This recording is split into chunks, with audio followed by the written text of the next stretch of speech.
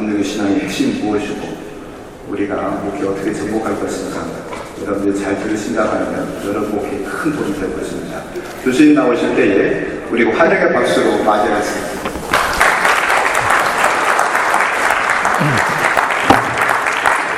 네, 감사합니다. 원래 이제 집회할 때는 할렐루야 하면서 나와야 되는데 공부하는 시간이라. 자, 그러면요, 감리교 신앙의 핵심에 대해서 말씀을 드려보겠습니다. 제가 지금 9시까지 이제 하라고 그러시는데요, 시간을 딱 보면서 하겠습니다. 제 자신이 웨슬리 신학을 갖고 박사학위하고 그러지는 않았어요. 그런데 모건대학에서 강의를 하다 보니까 웨슬리 신학을 가르쳐야 된다고 해서 그 순서가 저한테 오게 됐습니다. 그래서 저는 처음엔 싫다고 그랬죠. 근데 돌아가면서 하는 거라서 할 수 없이 하라요. 그래서 했습니다. 그래갖고 하다 보니까 할만하더라고요. 그런데 제가 92년도에 웨슬리를 가르치기 시작했고 94년도에 저는 중생을 처음 했어요. 그러니까 중생하기 전에 2년 동안 웨슬리 신학에 대해서 가르쳤던 겁니다. 중생한 후에 제가 강의한 노트를 보니까 틀리게 가르친 건 아니었어요. 그런데 제가 모르면서 가르쳤더라고요. 말하자면 수총각이 미국에서 부부 세미나를 전공해가지고 굉장히 전문가가 돼서 귀국해갖고 부부 세미나를 다 가르치는데 부부가 어떻게 해서 부부가 되고 잠자리를 어떻게 같이 하며 아이들을 어떻게 낳고 어떻게 키우며 그런 가운데 무슨 싸움을 하게 되면 이런 걸 가르치는 거예요. 본인 자신이 체험한 건 전혀 없는 거예요. 가르친 내용 보면 틀린 건 전혀 없어요. 근데 본인이 그것이 뭔가 하고 누가 집요하게 물으면 결국 모른다예요. 제가 92년부터 94년까지 두 번에 걸쳐서 2학기 동안 웨슬리를 가르친 것은 내용이 틀리지는 않는데 사실은 모르면서 가르쳤던가 그렇습니다. 그러면서 그 후에 이제 저는 1년에 한 번씩 웨슬리를 가르치니까 계속해서 또 공부를 해야 되는데 저의 특징이 강의 노트가 없어요. 저는 이제 은퇴가 1년 반 남았습니다만 어떤 과목도 강의 노트가 없어요. 그래서 공부를 하고 머릿속에 담고 가서 그냥 강의하는 거예요. 그거는 이제 한 학기 동안 유효해요. 그리고 이제 다음 학기에 그걸 안 가르치고 넘어가고 또 다음 학기에 가르치고 이렇게 하다 보면은 다 잊어버려요. 다시 공부를 해야 됩니다. 웨슬리 공부도 마찬가지로 한 겁니다. 저는 1년에 한 번씩 웨슬리를 공부하게 된 겁니다. 전부터 다시 이런 식으로. 그렇게 하면서 저는 웨슬리의 신학을 조금씩 터득을 했고 그러다가 혹시 아시는 분들은 아시겠습니다만 서울감신의 어떤 교수님과 공개 토론도 하게 됐고 지상 논쟁도 하게 됐고 욕을 많이 먹었죠. 웨슬리 전공도 안 한 사람이 건방지게 떠든다고. 그건 사실이에요. 틀린 건 아니죠. 웨슬리 전공 안 했으니까. 네. 그리고선 결국 저는 20년 넘게 웨슬리를 공부했고 가르쳤고 이제 은퇴하는 그만두게 될 것입니다. 근데 그런 가운데 제가 느낀 게 있어요. 말하자면 저는 웨슬리 전문가들이 쓰는 책을 가면 갈수록 안 읽게 된 겁니다. 그들을 무시해서가 아니고요. 우선 첫째, 웨슬리가 실제로 텍스트에 쓴 내용과 잘 맞지 않는 다른 내용을 얘기한다라는 기분이 많이 들었습니다. 또는 과거에 나온 어떤 웨슬리 전문 책들은 어떤 경우들은 다 그것이 박사학위 논문이에요. 박사학위 논문으로서 웨슬리를 신학을 쓴 거고 그것이 책으로 나오고 유명하게 된 책들이에요. 그런 책들의 특징은 무엇이냐면 틀리지는 않아요. 그런데 피상적입니다. 그거에 대해서 집요하게 물으면 그 사람들한테 이건 뭐 뜻이냐 물으면 결국 그런 뜻이라고 피상적으로 설명하다가 나중에 가서는 나도 모르겠다 그럴 겁니다. 분명히. 그들이 체험이 없다는 얘기는 아닙니다. 피상적이라는 겁니다. 그리고 구체적이지 않습니다. 그래서 저는 전문가들의 책을 읽지 않게 된 겁니다. 결국. 그리고서는 저는 집요하게 웨슬리 자신의 텍스트에 기도를 걸고 계속해서 읽었던 것이죠.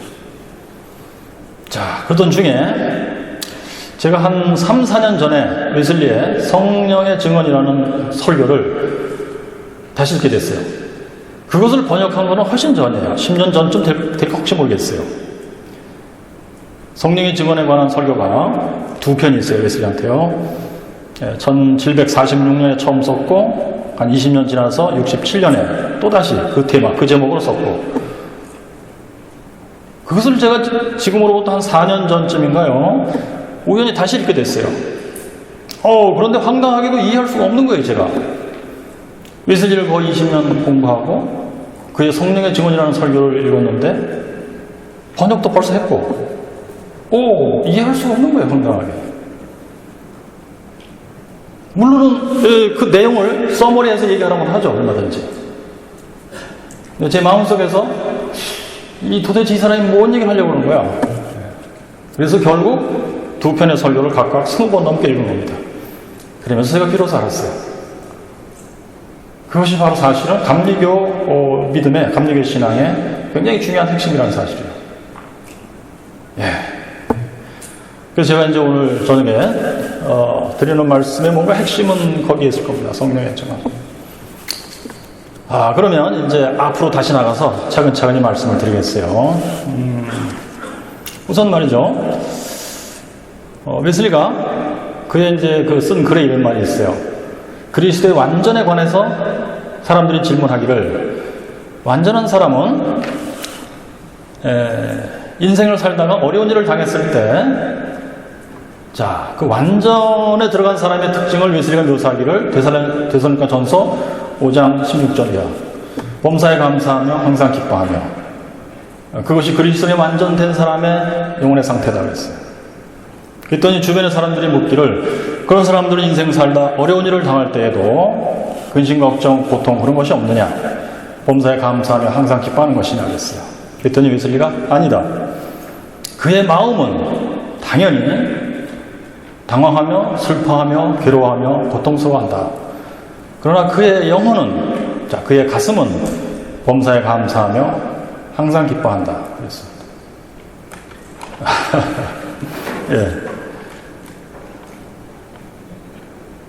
거기서 마음이라고 되어 있는 것은 마인드예요. 영어로 보니까 마인드. 그리고 가슴, 영혼이라는 것은 하트 이렇게 되어 있습니다.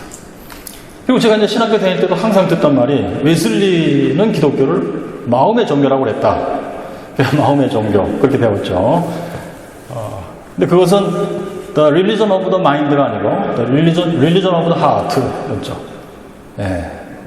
근데 웨슬리는 마음이라는 단어를 사용했고 전혀 다른 뜻으로 사용하고 있었단 말이에요. 이것을 구별해서 번역을 해줘야 맞다고 생각을 해요, 지금요. 구태여 저는 그래서 이제 이걸 안 후에는 하트를 가슴이라고 번역을 하죠. 구태여 일부러. 가슴의 종교. 여기서 웨슬리가 말하는 하트, 가슴은 당연히 영혼입니다. 그리고 마인드는 어려운 일을 당했을 때 슬퍼하며 괴로워하며 힘들어하는 그 부분인데, 그것은 몸입니다. 바디 중에서도 특별히 뇌를 의미하죠. 그러니까 웨슬리가 볼 때 인간은 영혼과 바디로 구성되어 있어요. 지금 이렇게 살아있을 때. 그렇다면 이 영혼하고 바디는 결합되어 있는데 뭔가 정확하게 구별되어 있는 무엇이죠? 그래서 이것을 한마디로 말씀드리면, 웨슬리 왈, 영혼은 사람의 뇌의 어딘가에 자리 잡고 있다라고 얘기해요. 뇌의 어딘가에 자리 잡고 있다. 그러나 정확하게 그것이 어딘지는 모르겠다. 데카르트가 말하듯이 손과 손이다? 그렇게 말할 수 없다. 뇌의 어딘가이다. 그런 가운데 이 영혼은 슬픈 일을 당했을 때 슬퍼하지 아니하며 범사에 감사하고 항상 기뻐할 수가 있다. 그렇죠. 물론 그것은 그리스도에 완전히 들어간 사람의 상태를 묘사합니다. 그럼 예수를 믿어도 완전히 상태에 들어가기 전에는 당연히 영혼도 슬퍼하는 겁니다. 괴로워하고 고통스러워합니다. 그렇다면 이것은 무엇이냐? 인간의 몸, 뇌에 의해서 압도당하고 있는 상태죠. 그러니까 영혼이라는 것은 몸의 지배를 받을 수가 있고, 또 반대로 영혼은 몸을 지배할 수가 있습니다. 근데 이거 왜 그런지 자세히 다 말씀드리려면 시간이 너무 많이 들기 때문에 답만 그냥 말씀드린다면, 영혼은 몸으로부터 영향을 받을 때 좋은 영향은 받지 않습니다. 즉 몸이 아무리 선행을 해도 영혼이 그만큼 더 좋아지고 거룩해지는 게 아닙니다. 그런데 몸에 나쁜 영향을 영혼이 받게 됩니다. 받을 수가 있어요. 그러니까 몸이 뭘 요구할 때, 즉 몸이 나를 위해서 뭐를 공급하라. 먹을 것과 입을 것과 마실 것과 거할 것과 뭐 이런 것들이요. 이게 소위 이제 소위 이게 욕심이라고 하는 형태로서 이제 욕구를 하게 되죠. 영혼이 그것을 따라가면은 몸의 지배를 받게 됩니다. 그래서 웨슬리 표현이 the body press down the soul, 몸이 영혼을 내리누른다 라고 표현을 합니다. 자, 그러니까 예수 믿은 후에도 우리 영혼이 몸을 지휘할 정도로 강해지지 않는다면, 강해진다는 것은 믿음과 겸손 순종과 사랑으로서 충만하여 몸을 능히 그 힘으로 지휘할 수 있다면 몸의 프레스 다운, 그걸 이길 수 있어요. 영혼이 좋은 상태가 돼가지고 몸을 이끌고 나갈 수가 있습니다. 그렇게 할 수 있는 상태를 웨슬리는 자기 부인이라고 표현하기도 하고, 또 여기서 더 적극적으로 말하면은 나의 십자가를 지다, take up the cross 라고 표현하고, 이것이 예수 믿을 때의 성화의 과정을 묘사하는 어떤 공식 중에 하나입니다.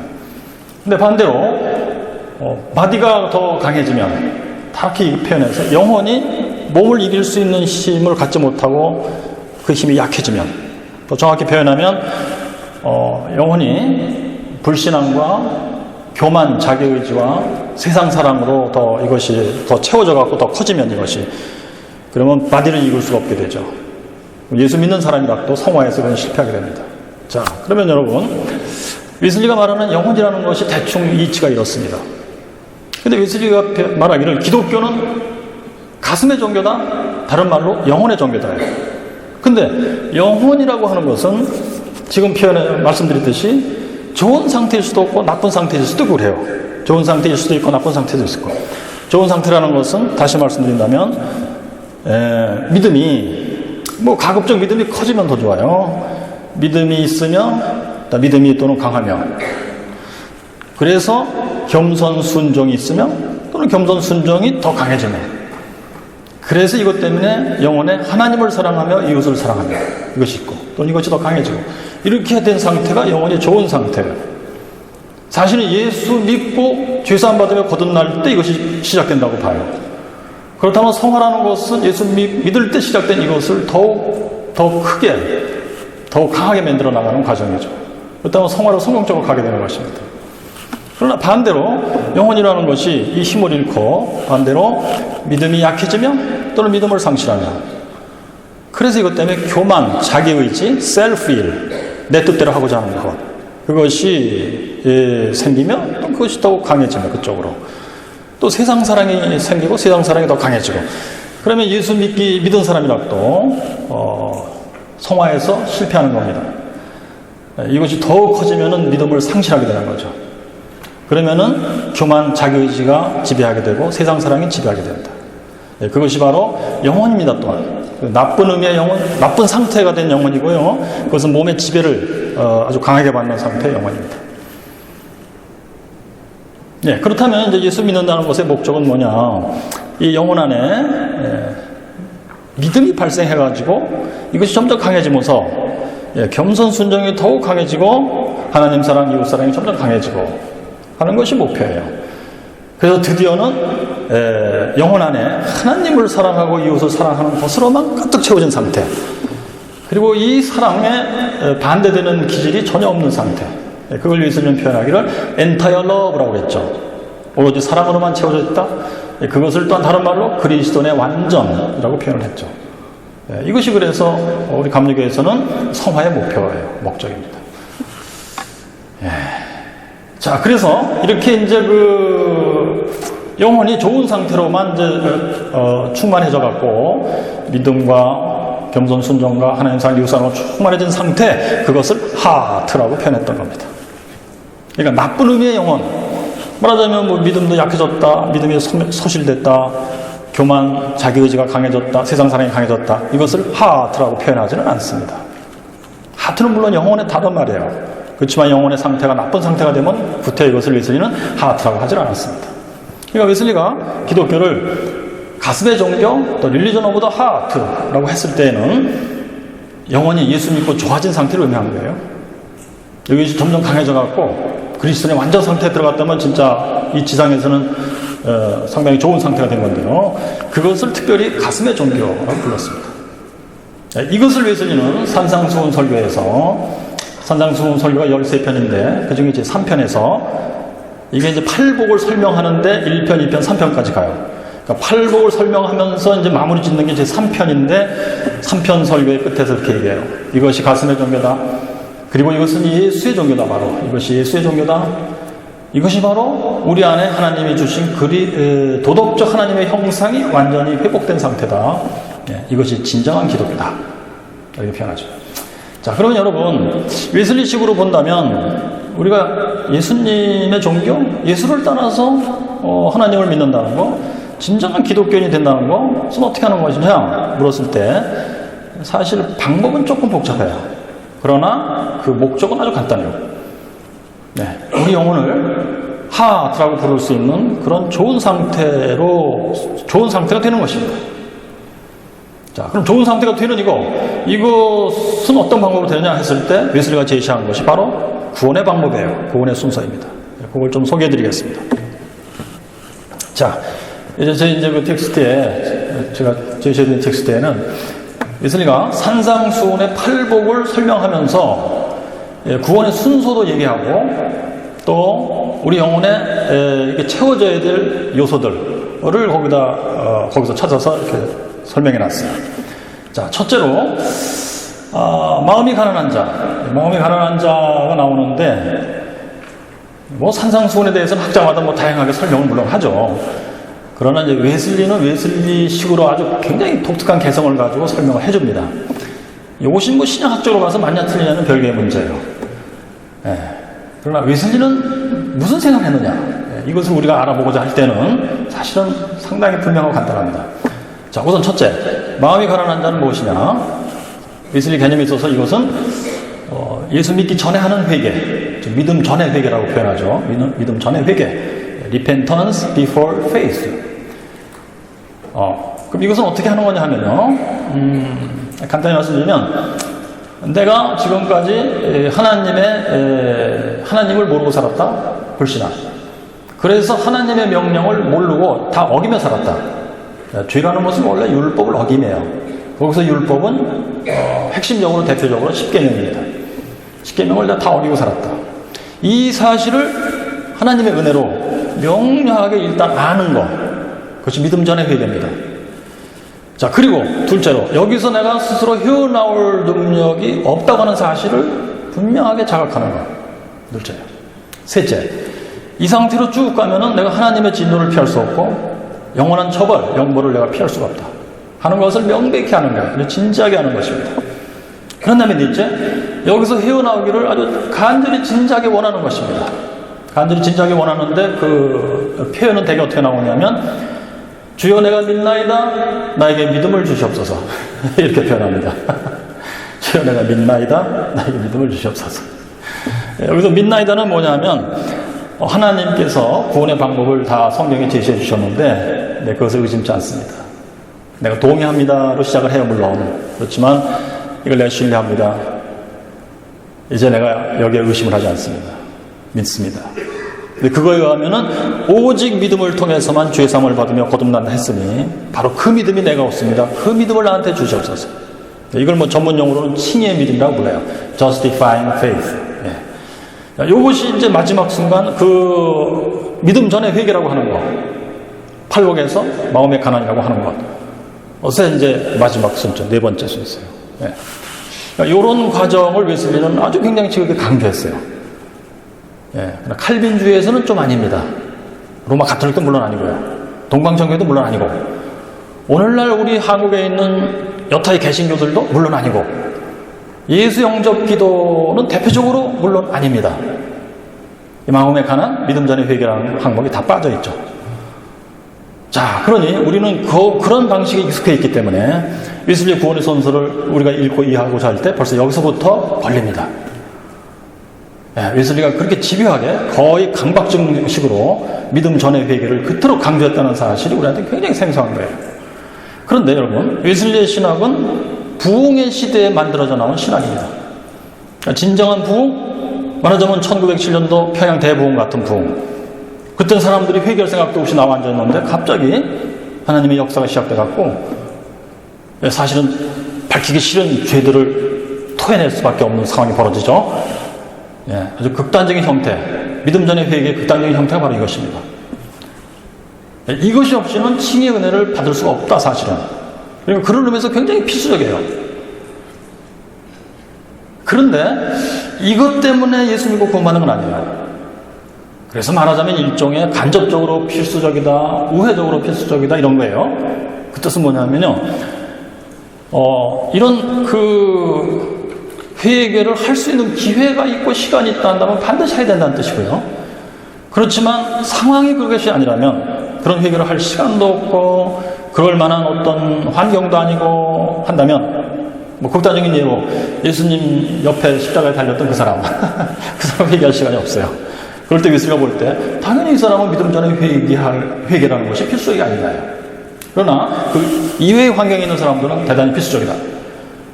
할 수 있는데 믿음 전에 회개를 할 수 있는데 하지 않는다면 말하자면 괘씸죄가 되는 거예요. 하나님이 그 다음에 주실 은혜들을 주실 리가 없죠. 웨슬리가 와서 딱 볼 때는 그럴 거예요. 믿음 전에 회개라는 단계를 당연히 할 수 있는 환경인데도 믿음 전에 회개를 하지 않으니 그 다음 은혜를 내가 줄 수가 없다. 그러신다 라고 웨슬리는 설명할 거예요, 아마.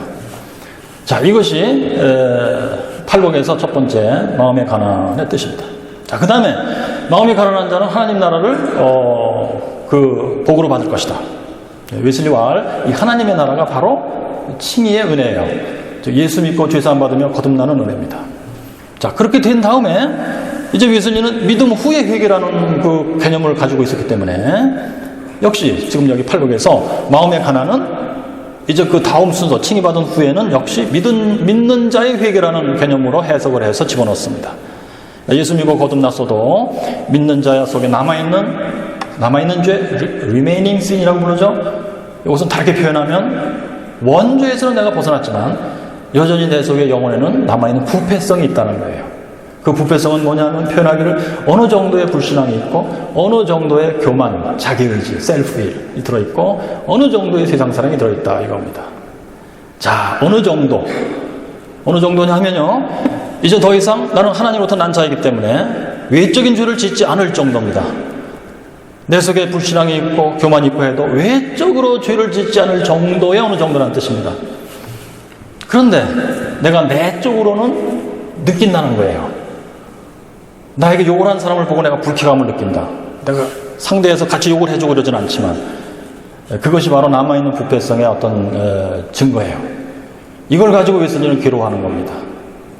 믿는 자, 믿음 후의 회개인데요. 자, 여기서 우리가 발견할 수 있는 게 있어요. 웨슬리식으로 예수를 믿는다면 굉장히 양심적이어야 됩니다. 아주 양심적으로 예리해야 됩니다. 내가 겉으로는 굉장히 천사 같은 사람이 됐을지라도 다른 사람 눈치 못 챘지라도 내 속에는 그거 갖고 괴로워하는 거예요. 자, 그래서 이제 아주 그 유명한 게 있어요. 요즘 인터넷에 떠돈다고 그러는데요.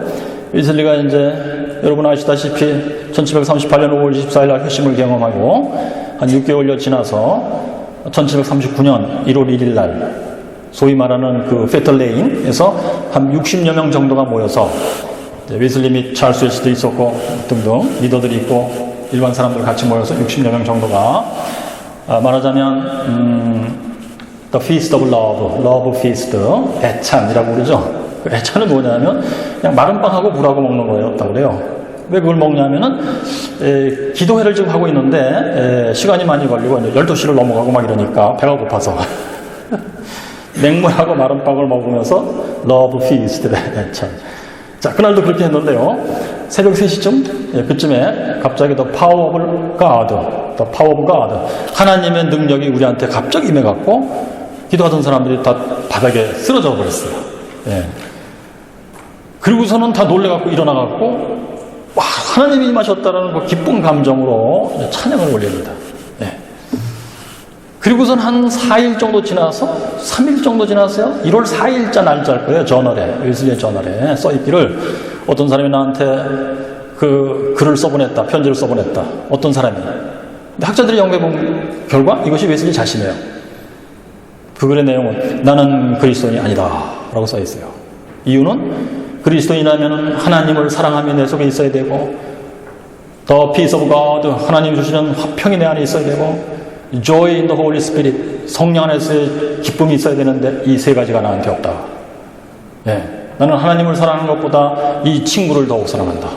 친구하고 앉아서 같이 얘기할 때 이 친구가 더욱 사랑스럽다. 솔직히 내가 지금 밤인가 낮인가 했을 때 한 몇 시간 정도 생각해 봐야 되겠는데 이게 아니고 지금 밤이야 이렇게 직관적으로 알듯이 나는 이 친구가 더 사랑스럽다. 솔직히. 네.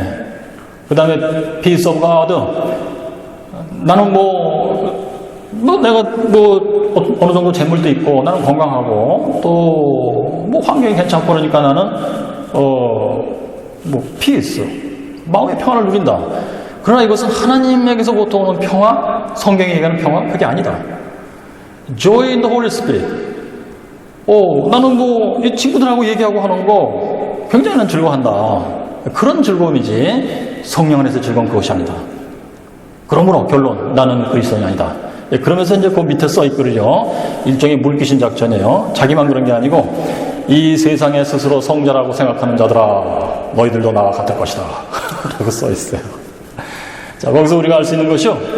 웨슬리는 특별히 The Religion of the Heart, 가슴의 종교, 영혼이 완전히 깨끗해지고 하나님을 사랑하는 것으로만 충분해진 것을 기독교의 목표, 예수님이 가르치신 기독교라고 생각했기 때문에 그걸 향해서 가는데 그것과 다른 요만한 어떤 흠이 있더라도 그것을 굉장히 양심적으로 예리하게 캐치하고 그것을 그렇게 괴로워했던 것입니다. 극단적으로 나는 그리스도인이 아니다. 근데 그렇게 쓴 글이 있어요. 그래서 인터넷에서는 특별히 아마 칼빈주의에서 그러는 것 같은데요. 감리교인들 웨슬리는 자기가 기독교인이 아니라고 고백했다. 그래서 그 문서를 제시한대요. 그리고 또 하나, 웨슬리 목사님이 이제 돌아가시게 되죠. 88세에. 그때 이분이 정신이 오락가락하면서 정신이 흐미해지다가 다시 정신이 들면은 하나님이여 나는 큰 죄인입니다. I am a great sinner. 또 정신이 흐미했다가 정신이 들어오면 Oh my God, I am a great sinner. 이렇게 한 서너 번 얘기한다고 그래요. 그래서 칼빈주의에서는 봐라, 웨슬리 목사님은 돌아가실 때 나는 죄인이라고 그래요. 죽었다. 웨슬리는 구원받는 사람이 아니다. 이런다고 하는데요. 자, 그 사연이 뭔가를 좀 말씀드리겠어요. 일단 1739년 1월 1일 왜 하나님의 능력이 임한 그 체험을 하고 웨슬리는 3일 뒤에 나는 기독교인이 아니다라고 했는가? 자, 이것은요, 웨슬리의 그 산상수훈 팔복을 설명할 때 쭉 보면은 마음의 가난이 있죠? 그 다음에 하나님의 나라를 받았어요. 칭의중생했습니다.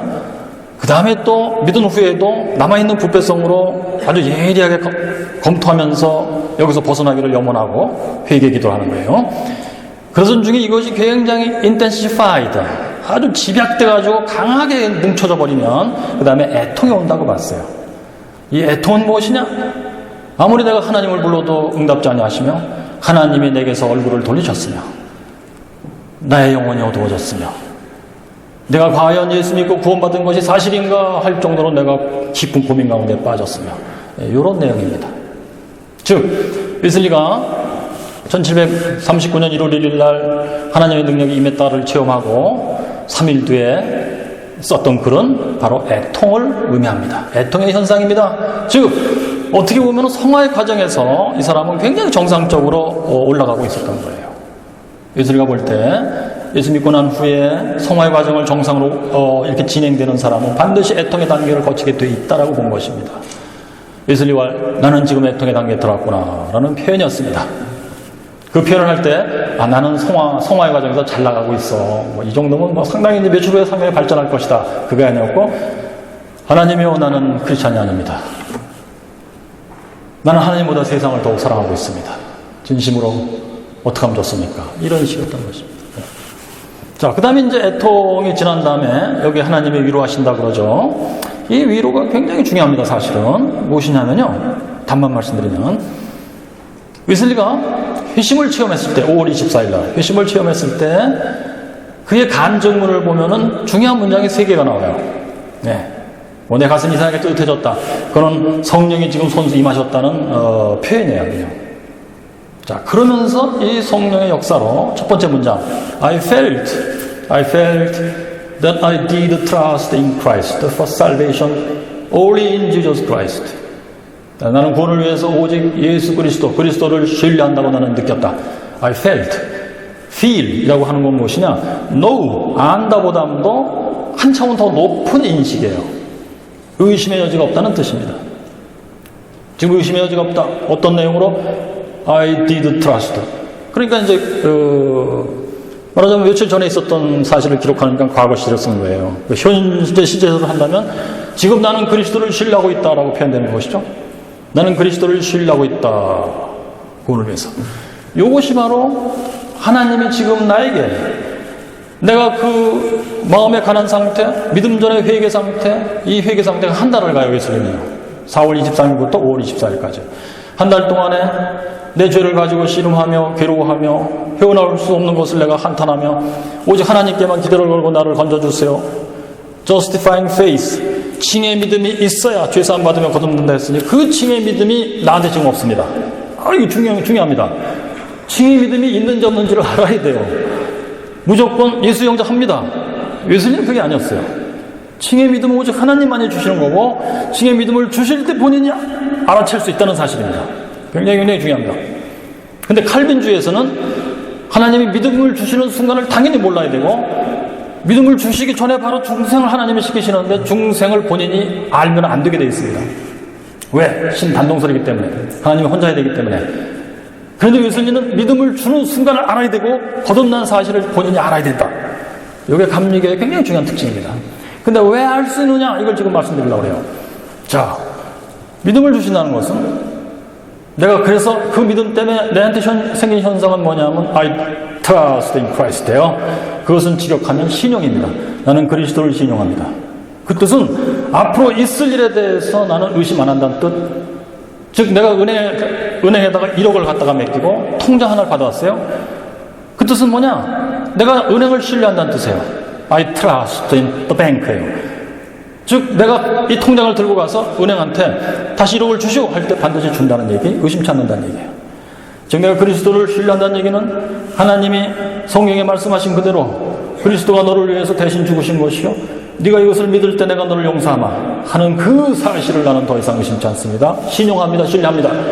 그렇다면 하나님이 약속하신 대로 일이 다음 순간에 일어날 거예요. 즉 믿는 자를 내가 칭의하마, 죄를 용서한다. 그걸 신뢰한다는 얘기예요. 웨슬리의 회심 간증에서 첫 번째 문장은 나는 이 순간에 믿음을 받았다라는 표현이고요. 두 번째 문장은 이거예요. Assurance, an assurance was given me that he had taken away my sins, even mine. 즉 그가 이미 나의 죄를 가져가셨다. 바로 나의 죄를 가져가셨다는 확신이 나한테 주어졌다. 이 뜻은 뭐냐면 한 개념으로 바꾸면 하나님이 나를 칭의하셨다는 뜻이에요. 자, 이게 굉장히 중요한 게 있습니다. 그 칭의하셨다는 확신이 나한테 주어졌다는 얘기예요. Assurance, 확신이 was given me, 나한테 주어졌다. 그러면 여러분 이것은 믿음으로 할 수 있을까요? 칼빈주의에서는 믿음으로 할 수 있다고 얘기해요. 그렇지만 웨슬리는 아닙니다. 그러면 뭐 때문에 할 수 있느냐? 하나님이 칭의하신다는 사실은 내가 나 혼자서는 절대로 할 수 있는 게 아닙니다. 왜? 이것은 하나님이 실제로 하는 행동이기 때문에 이게 중요합니다. 칼빈주의에서는 사실은 동사무소 등록이에요. 하나님이 그렇게 하신다고 했으니까 당연히 나는 택자고 하나님이 그렇게 하신다고 했으니까 내가 몰라도 당연히 하는 거예요. 하나님은. 내가 그것을 구태여 체험할 필요가 없어요. 내가 구태 가서 확인하고 물어볼 필요도 없어요. 내가 확인하려고 덤벼들면 오히려 믿음이 없다고 하는 욕을 먹게 돼 있어요. 그런데 웨슬리는 그게 아닙니다. 실제로 살아계신 하나님이 약속대로 칭의를 하시는 거예요. 그런데 그것은 아버지 하나님이 하시기 때문에 나로서는 절대로 알 수 없는 것이고 알아서도 안 되는 일. 왜? 성경에 가면은 하나님 아버지를 보고 살 자가 없기 때문에 그렇습니다.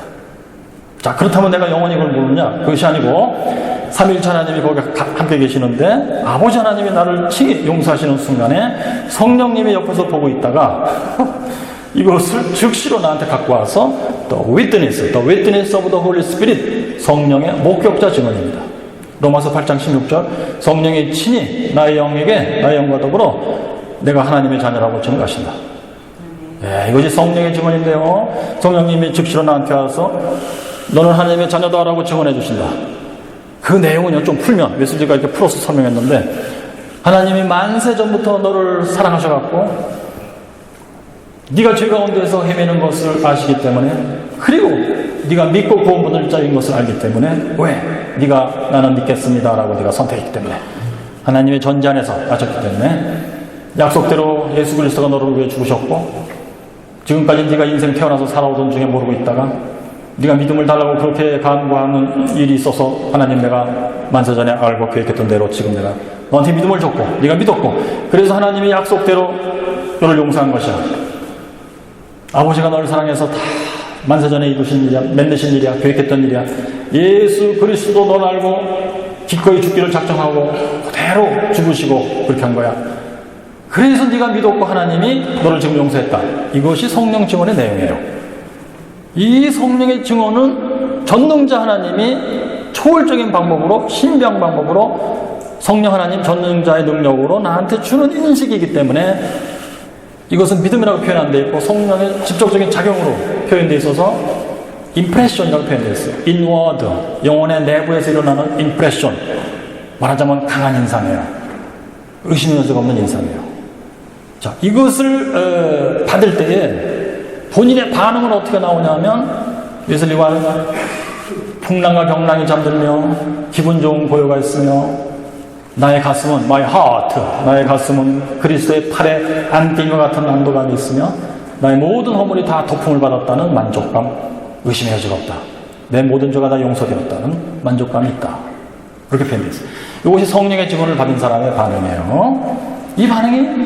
이 반응이 왜 나오냐면요. 성령의 증언을 들었을 때 본인이 사실은 말로 표현하기 전에 느꼈던 것은 뭐냐면 하나님이 진짜로 나를 사랑했구나. 이겁니다. 이것이 감격의 특징입니다. 믿음을 주셨을 때, 그 바로 1초, 2초 전에 믿음을 받았을 때에도 이 하나님이 날 사랑해서 다 계획하신 일 내가 알았어요. 그래서 나는 신뢰한 거예요. 의심치 않고. 그게 신령입니다. 트러스트입니다. 그런데 지금 성령의 증언에서는 하나님이 진짜로 나를 사랑했다는 사실을 확인해 준 거예요. 진짜로. 그것도 하나님이, 성령 하나님이. 그래서 여기서는 내가 확신한다. 사실 표현은 assurance라고 표현했지만 진짜로 이것은 뭐라고 표현해야 돼요? 너무도 환한 빛을 보는 그런 어떤 확실성이기 때문에 내 속에서 확 일어나는 반응이 뭐냐면 지금까지 나의 인생의 모든 풍랑과 경랑이 잠들었다. 기분 좋은 고요가 있다. 그렇게 표현한 것입니다. 자, 그런 다음에 이 사람 속에서 일어나는 반응은 무엇이냐면 그래서 하나님이요 나도 하나님을 사랑합니다. 그래요. 하나님이 나를 사랑한다는 사실을 내가 너무도 임프레션, 너무도 강렬하게 내가 알았기 때문에 진짜로 나를 사랑하시는구나를 알았기 때문에 내가 하나님을 사랑합니다. 하고 말합니다. 자, 이것을 웨슬리는 아주 간단하게 공식으로 표현하면 믿음에서 사랑이 나온다라고 표현한 것입니다. 자, 또 표현하기를 믿음이 원래 목적이 아니다. 사랑이 원래 목적이다. 믿음 자체가 목적이 아니고 사랑이 목적이다. 그러나 사랑은 반드시 믿음에서만 나오는 것이기 때문에 믿음이 있어야 된다. 자, 여러분, 그러므로 만약에 공식을 그냥 믿음에서 사랑 나와 라고 얘기하면 틀리는 말은 아니에요. 그렇지만 지벽에 묻고 따져 들어가면은 대개의 경우 대답을 못합니다. 근데 그 대답은 그거예요. 그 가운데 이렇게 확 껴있는 부속품이 뭐냐면 성령의 증언이에요. 성령의 증언 때문에 우리는 하나님의 사랑을 진짜, 하나님이 나를 사랑하는 진짜 알 수 있고 비로소 내가 하나님을 사랑하게 되는 거예요. 자, 그러니까 믿음만 갖고는 하나님을 사랑할 수가 없다는 뜻이 됩니다. 그런데 칼빈주의에서는 믿음 가지고 다 되는 겁니다. 믿었기 때문에 하나님을 사랑하는 거예요. 그러나 웨슬리식으로 얘기하면 네가 믿었지만 성령의 증언이 없다면 하나님을 사랑할 수가 없는 겁니다. 왜? 이유는 간단해요. 하나님이 나를 사랑한다는 사실을 알기 전에는 어떤 누구도 하나님을 사랑할 수 없다. 그게 웨슬리가 제시한 이유입니다. 자, 그래서요. 이제 웨슬리의 회심 간증에서 두 번째 문장 Assurance was given me that he had taken away my sins in mine. He, 그것은 하나님 아버지예요. 하나님 아버지가 had taken away, 과거 분사는 바로 1초, 2초 전이에요. 1초, 2초 전에 내 죄를 진짜로 가져가셨다는 사실을 내가 의심치 않게 되었다. 내가 확실하게 되었다. 네. 자, 그래서요, 제가 요 내용을 지금까지 말씀드린 이 성령의 증언을 가지고 학생들한테 이제 설명을 쭉 해보는데요. 두 가지를 잘 이해 못 하더라고요. 제가 만든 그 비유가 있어요. 두 가지가요. 하나는 무엇이냐면 알사탕 비유고, 두 번째는, 장학금 증서예요. 자, 첫째, 알사탕 비유를 말씀드리겠습니다. 즉, 내 속에 풍랑과 경랑이 잠들며 기분 좋은 고요가 있다가 도대체 뭔가. 한 초등학교 1학년, 2학년짜리 학생을 상상하겠습니다. 이거 뭐 학교 가기 전에는 좀 명랑하고 집에서 잘 놀고 그랬어요. 아무 문제 없었어요. 근데 초등학교 들어가더니 왕따를 당하고 애들한테 괴롭힘을 당하는 것 같아요. 아무한테도 얘기 못하고 엄마한테도 얘기 못하고 혼자 괴로워해요. 근데 그날 아침에는 또 비가 부슬부슬 내리고 해서 6.25 때 맞은 총 맞은 자리가 쓰시고 그래갖고 학교를 갈 수가 없어요. 얘기도 못하고. 그래서 엄마가 오늘 너 왜 그러느냐, 빨리 밥 먹고 머리 빗고 학교 가야지. 나 밥 먹기 싫어요. 그럼 빨리 머리 빗고 학교 가자. 이년아 일로 와라. 머리 빗는데 그래 내 머리 줘 뜯어라. 누가 나를 나라고 그랬느냐. 여러분 인생은 젖 먹을 때부터 괴롭습니다. 여러분 젖 먹이들이 왜 그렇게 소리를 지르려고 옵니까? 젖 먹을 시간이 되는 거 본인이 알고 기다리는데 안 온단 말이에요. 그러면 처음엔 그냥 신호만 보내요. 밥 먹을 시간이다. 그래도 안 하면 오늘 이상하다 이거예요. 그래도 안 하면은 옵니다. 왜냐? 죽음의 공포입니다. 이러다 얘가 굶어 죽을 수도 있다. 아닌가요? 예. 그러다가 이 아이가 머리를 빗다가 불현듯 생각난 게 있어요. 며칠 전에 사탕을 먹었을 때 그 행복감. 그래서 엄마한테 용기를 내서 엄마 나 사탕 하나 사주세요. 그랬더니 엄마가 그래? 사탕 먹고서 그랬던 거야? 그럼 가자. 그래가지고 집 옆에 있는 중앙할인마트 가서 저희 집 옆에 있는 할인마트 이름이 중앙할인마트예요. 가가지고서는 하나만 사줘도 되는데 2개를 사줬어요. 그래서는 그 사탕을 입에 넣고서는 집에 오는데 아까 가게 갔을 때 내리던 비는 추적추적거리고 참으로 이놈의 요걸 조금 해도 될까요? 예. 말죽거리 잔혹사에 권상우 같이 한다면 개새끼야. 한석규식으로 한다면 빨리 저쪽 이놈의 비는 왜 이렇게 쭉 끌어오는 거야? 빨리 진짜. 여러분 같은 그런 적이 안 나오시겠어요? 학교 가는데 이유 없이 애들이 빵 사와. 에이 씨발. 인생이 그렇습니다. 그랬을 때 사탕을 탁 넣고서 오는 데는 이 내리는 비가 트랄랄라 황홀한 거예요. 이 비가 왜 이렇게 아름답게 오느냐 이거예요. 여러분, 그것이 바로 성령의 증언을 받았을 때 하나님이 진짜로 날 사랑하시는구나 했을 때에 모든 풍랑과 경랑이 잠들며 기분 좋은 고요가 있습니다. 풍랑과 경랑이 잠드는 이유를 좀 말씀드려볼까요? 웨슬리의 개념 중에 예수 믿고 구원받은 자 속에 들어있는 믿음을 설명하는데 seren이라는 개념이 나와요. 평온. 이 사람 속에는 평온이 있다. 평온은 뭐냐? 풍랑이 잠든 바다예요. 이 사람 왜 그러느냐? 밑에 설명 보니까 이제로부터 물론 지금까지 하나님이 나한테 행하신 일들 다 하나님이 나한테 좋으라고 행하신 일이지만 예수 믿기 전에는 몰랐기 때문에 이 개새끼야 이 씨발 이러고 살았던 거예요. 그렇지만 내가 예수 믿고 죄사함 받고 하나님의 사랑을 내가 알고 보니까 하나님이 나한테 좋으라고 하셨던 일에 다.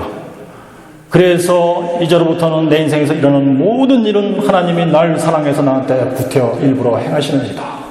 이렇게 알기 때문에 이 사람 속에서는 풍랑일 수가 없다. 그것이 seren이래요. 평온, 조용한, 고요함, 평온함. 그것이 바로 풍랑과 경랑이 잠들고 기분 좋은 고요입니다. 자, 그 다음에 그냥 믿음만 갖고 안 될까요? 그거? 예수 믿으면 되지 않습니까? 했을 때 학생들이 못 알아들어서 제가 만든 비유가 장학생이었어요. 예. 자, 예를 들어서 어떤 좋은 사람이 자선가가 좋은 학교를 세웠어요. 거기는 이제 가난하고 어려운 학생들을 참 일부러 뽑아서 돈을 대주고서는 3년 동안 키워갖고 사회에 진출시키고 그런 좋은 학교예요. 그런데 오늘날 나한테 그 학교에서 장학증서 편지를 보낸 거예요. 이선희 씨네 듣자 하니 당신은 참 성실하고 공부도 잘하고 하는데 돈이 없다 하니 우리가 3년 동안 돈을 대주겠소? 몇 달 며칠에 오시오? 면접을 하러. 그럼 이 장학증서만 가지고도 사실은 나는 장학생 되는 거예요. 아무한테나 보내주는 게 아니고 꼭 뽑을 사람한테만 보내는 거예요. 할렐루야. 이것이 바로 믿음입니다. I trust in Christ. 나는 신뢰합니다. 의심치 않습니다. 뭐, 된다고 했다가 가면 또 안 될 수도 있어. 그거 아닙니다. 100% 되는 거예요. 그런데 아직은 아니에요. 그래서 오라는 날짜 갔더니, 뭐, 교장 선생님하고 이사장님이 딱 앉아가지고 면접하더니, 역시 훌륭한 학생이고, 그래서 막 악수하고 막 끌어안고 막 하면서, 내일부터 학교 나오셔, 이제. 네. 그렇게 해준 거예요. 그것이 성령의 증언이에요. 그럴 때 얼른 집에 뛰어가서 엄마한테, 엄마, 진짜야! 이 편지가 진짜야! 나 내일부터 학교 가는 거야, 이제! 외칠 수 있습니다. 그것이 바로 로마서 8장 15장의 아바 아바지입니다. 성령의 증언을 받은 사람들의 외침에 아바 아바지. 진짜로 나를 사랑하시는군요. 이것이 바로 감리교의 특징입니다. 이것을 그렇게 예리하게 파악하고 정밀하게 표현한 사람, 일생에 2번씩이나 설교를 써가면서 성령의 증언 쓴 사람은 오직 웨슬리밖에 없습니다. 따라서 이것이 감리교의 굉장히 중요한 핵심입니다. 자, 여러분. 자, 그러면 이제 비유가 마음에 안 드시는 것 같아요. 전부 다 표정들이 이제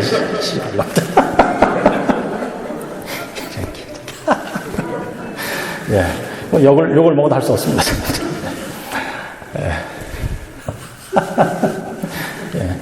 제가 이걸 진작에 알았어야 되는데, 저 자신도 뭐 4년 전에 알았으니. 예, 그리고 저는 이제 감리교 신학자들의 글을 뒤늦게 놀래갖고 뒤져보기 시작했습니다. 성령의 증언에서 어떻게 썼는가. 그랬더니 다음과 같았습니다. 1. 웨슬리는 가운데 길을 가는 사람이었다. 성령의 증언에 대해서 너무 광신적으로 하는 것도 비판하고, 너무 그것에 대해서 인정치 않냐고 차갑게 나가는 사람도, 합리주의자도 인정치 않고, 그 사람은 가운데 길을 갔다. 네, 그렇게 써 있습니다. 틀린 말 아니에요. 설교 이렇게 나와 있어요. 그러나 피상적입니다. 네, 어떤 분은 그것을 이제 요약해서 이제 정리해서 글도 쓰시고 발표하셨는데, 제가 처음에 그 제목도 그냥 안 읽고 읽으면서 누가 칼빈주의자가 쓴 줄 알았어요. 칼빈주의의 개념을 써놓으셨더라고요. 그거 뭐 자세히 말씀드리면 안 되기 때문에. 네. 그래서 제가 그 잡지사에 전화를 걸었어요. 화가 나갖고. 이게 누가 쓰신 거냐고. 자기도 모른대. 아니, 그 서울감신이 옆에 있는데 좀 교수님한테 자문도 하시고 물어보고 내셔야지. 이렇게 내시면 되냐고 말이야. 창피하게. 누가 썼냐고. 누구 시라고 하는데 말씀드리면 안 될 것 같아요. 네. 뭐 제가 잘못 봤을 수도 있겠죠. 뭐. 그렇습니다. 자. 그걸 보면서 제가 느낀 것은, 우리 감리교회도 칼빈주의적인 그런 개념, 특별히 구원론에 있어서, 예정론에 있어서 그것이 아주 깊이 들어와서 완전히 쇠뇌가 되었구나 하는 것을 한번 재확인했습니다. 자, 이제 그 다음에 이제 진도를 하겠습니다, 여러분. 그래서 이제 애통의 단계에서 위로를 받는데, 그 위로가 뭘까요? 웨슬리는 이미 5월 24일날 회심을 한 사람이에요. 그리고 믿는 자의 회개를 열심히 했던 사람, 네, 마음의 가난, 믿음 후의 마음의 가난을 잘 착실히 따라 나갔던 사람이고, 드디어는 하나님의 능력이 임하시는 걸 체험하고, 하나님이여 나는 크리스찬이 아닙니다 하는 애통의 단계로 들어간 거예요. 그러다가 하나님의 위로를 쫙 주실 때 그 위로가 뭐냐 하면 바로 성령의 증언, 웨슬리가 회심했을 때 처음 했던 성령의 증언이 다시 확연하게 인식되는 것입니다. 성령님이 너는 하나님의 자녀다 라고 재확인해 주시는 거예요. 그것이 위로입니다. 그럼 그것을 들었을 때 기분이 어떨까요? 역시 풍랑과 경랑이 잠들며 기분 좋은 고해가 있으며 나의 가슴이 그리스도의 팔에 안기는 감이 있으며 나의 허물이 다 도품을 받았다는 만족감이 있으며 바로 그겁니다. 예수 믿음 후에도 그래요. 그랬을 때 오는 게 무엇이냐? 중요한 게 이겁니다. 팔복에서 그 다음 순서가 온유예요. 온유한 사람. 온유의 뜻은 웨슬리가 3가지를 봤는데, 첫째는 하나님에 대한 굴복이래요. resignation before God. 하나님 앞에서 굴복한다. 굴복의 뜻은 무엇이냐? 하나님의 뜻에 내가 납작 엎드려 인정하는 거예요. 그 뜻은 무엇이냐? 지금까지 내 인생에서 행했던 모든 일은 하나님이 날 사랑해서 좋으라고 행하신 일인데, 내 뜻이 하나님 뜻과 달랐기 때문에, 내 입맛이 하나님 입맛과 달랐기 때문에, 말죽거리 잔혹사로 살아온 거예요. 이끼 이렇게 살아온 것입니다. 그것이 다 조용하게 돼버린 거예요. 하나님에 대한 굴복, 그것이 온유한 사람이에요. 둘째, 자기 자신에 대한 만족이다 이렇게 표현했어요. 하나님이 나한테 좋으라고 이렇게 역사하신 거, 나한테 이 세상사에 대해서도 하나님의 뜻에 대해서 내가 굴복하고 풍랑에 잠들었지만 나 자신에 대해서도 하나님이 나한테 좋으라고. 오케이. 그 다음에 3번째는 다른 사람, 이웃에 대한 친절, kind, 친절과 gentleness, 즉 관대함이에요. 이웃에 대해서 내가 친절하며 관대하며, 그게 온유한 사람이다. 그러니까 이제 성화의 과정에서 진일보한 상태가 된 거죠. 예. 여러분, 참 그 성령의 증언을 아까 말씀드리다 뒷부분을 좀 제가 빼먹었는데요. 자, 하나님이 진짜 사랑한다를 이제 알게 되면 하나님을 사랑하게 된다 그랬잖아요. 하나님을 사랑하게 돼야 이웃을 사랑하게 된다가 나오는데, 이웃 사랑을 어떻게 묘사했는지 제가 조금 소개해드리겠어요. 이웃 사랑, 성령의 증언을 받는 순간에 나오는 이웃 사랑. 예, 겸손하며 이웃에 대해서 나를 낮추며, 친절하며 이웃에 대해서, 그리고 온유하며, 그리고 다정하며, 그리고 양보하며, 그리고 내 영혼에 말로 형용할 수 없는 부드러움이 생겼다. 이웃 사랑이에요. 이웃 사랑은 아직 행동 이전에 영혼의 상태를 의미합니다. 예. 자, 이것이 영혼이 거룩해진 거예요. 일단 사실 하나님을 사랑하는 것도 거룩해진 겁니다. 영혼의 거룩, 한자말로 성화입니다. 이 성화는 일단 영혼 안에서 일어나는 일인데 영혼의 기질이 거룩해지는 거예요. 그 핵심 기질이 사랑이에요. 하나님을 사랑한다, 이웃을 사랑한다. 그럼 이 사랑이 어디서 나왔겠습니까? 바로 성령의 증언에서 나와요.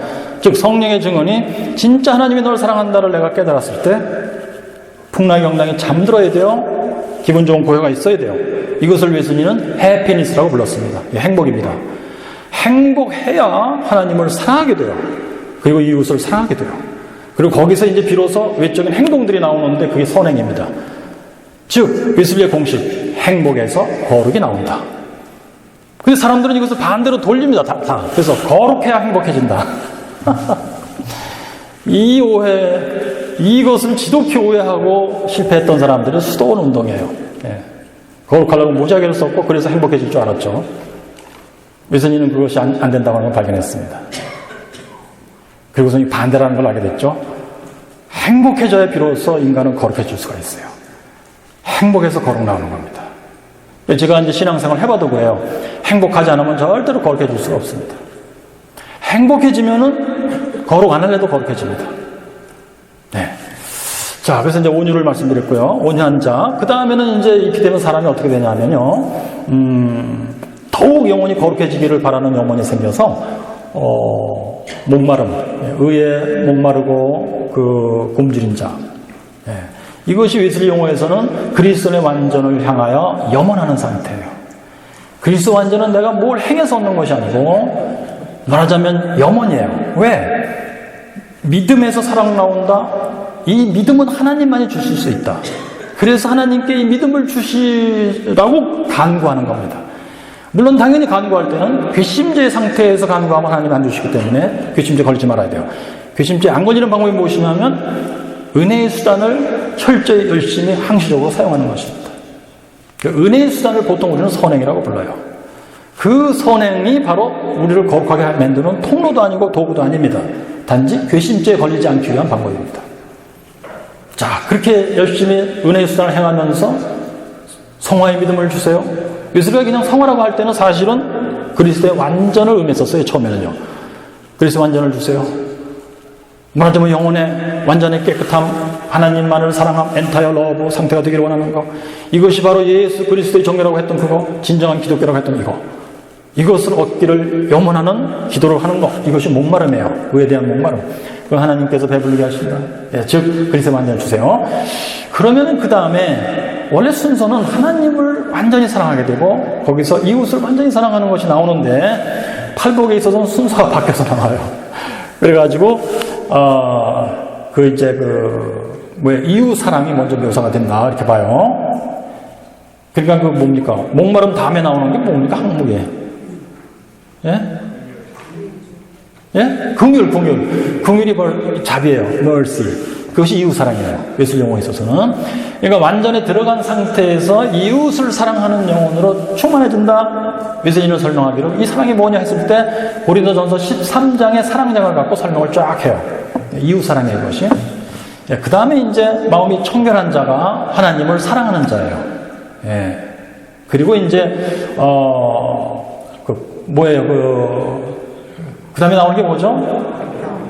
화평케 하는 자. 이걸 웨슬리는 이제 실제로 이웃에게 선행의 행동을 베푸는 것이라고 해석을 했어요. 실제로 이웃에게 선한 일들을 행하는 거예요. 그리고 이제 마지막에 그리스도 이름 때문에 핍박을 받는다. 웨슬리가 이해할 때 이렇게 진정한 그리스도의 상태에 들어가면 사실은 세상 안에서 핍박을 피할 수가 없다라고 이해를 했습니다. 세상에서 핍박을 피할 수가 없다. 세상 사람들이 너를 이해할 수 없게 될 것이다. 네가 너무도 천사처럼 됐기 때문에. 예, 그렇습니다. 돈봉투 주문 안 받기 때문에, 돈봉투 안 받으면 저 사람이 벌써 줄을 바꿔 쓴 거야? 이런 하기 때문에 핍박을 피할 수 없다고 했습니다. 자, 이렇게 해서 웨슬리가 묘사한 가슴의 종교, Religion of the Heart, 예수의 종교, 진정한 기독교는 웨슬리가 이제 팔복을 설명하면서 얘기했는데, 팔복이 이 순서로 진행되는데 역시 웨슬리도 우리가 구원받는 순서도 그렇게 진행된다고 봤어요. 이것이 구원의 순서입니다. 그러면요, 웨슬리는 또 구원의 순서를 다음과 같이 또 얘기하죠. 선행은에서부터 잠깐 말씀드리겠어요. 제가 파악해본 바 선행은에서부터 선행은혜, 회개은혜, 칭의은혜, 성화은혜 이렇게 진행된다고 봤는데 하나님이 주시는 은혜의 단계마다 키워드가 뭐냐, 핵심이 뭐냐, 두 개예요. 하나, 은혜라고 하는 것은 하나님이 홀로 하신다. 왜? 값없이 주신다. 값없이라는 개념 자체가 인간이 뭐 하는 것에 대한 대가가 아니란 뜻. 하나님 편에서 그냥 총회의 사랑 때문에 그냥 나눠주는 사랑 때문에 주시는 것이다. 그게 은혜다라고 봤어요. 이것은 가로 열고 엄격히 얘기하면 사실 신단동설. 그러나 웨슬리는 신단동설을 거부하게 돼요. 왜? 이중예정설 때문에 거부하는 건 좀 이따 말씀드리겠어요.